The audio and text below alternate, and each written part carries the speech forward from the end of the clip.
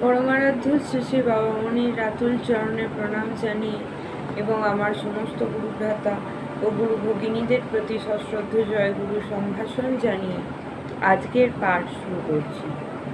ওম অখণ্ড সংহিতা বা অখণ্ড মণ্ডলেশ্বর শ্রী শ্রী স্বামী স্বরূপানন্দ পরমহংসদেবের উপদেশ বাণী দশম খণ্ড। পাপের মহৎ আবরণ। শ্রী শ্রী বাবামণি বলিলেন, পাপ করে পাপকে মহৎ আবরণ দিয়ে ঢাকবার চেষ্টা করা আর একটি পাপ। শুধু পাপ বলবো কেন, মহাপাপ। তুমি রাগ করেছ, বললে এটা আমার তেজ। তুমি লোভ করেছ, বললে এটা আমার উন্নতির লিপ্সা।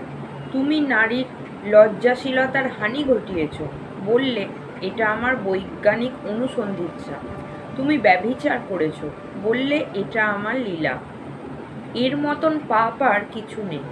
কাম, ক্রোধ, লোভাদির প্রত্যেকের একটি সদ্ব্যবহার আছে, কিন্তু তুমি যখন রিপুর বশীভূত হয়ে এদের চর্চা করো, তখন তো তুমি অতিশয়হীন পথে চলছ। তাকে আবার মহত্ব বলে ব্যাখ্যা করা কেন? তুমি পাপ করছো, অথচ লোকের চোখে মহৎ থাকবার জন্য পাপকে দিব্য লীলা বলে জাহির করছো। এ বড়ই কুৎসিত অনাচার। পাপ করে পাপকে পাপ বলেই স্বীকার করা উচিত। পুণ্য বা ধর্ম বা যোগ তপস্যা বা ঐশ্বরিক লীলা প্রভৃতি বলে মায়াজাল সৃষ্টি করা উচিত নয়। গুরুতর অন্যায় করে তোমার জেল হলো, আর শিষ্যদের তুমি বলে বেড়ালে, ওরে বড় বেশি লোক সম্মান হয়েছিল, কিছুতেই কমানো যাচ্ছিল না, তাই একটু অসৎ কাজ করে যশটি কমিয়ে নিলাম।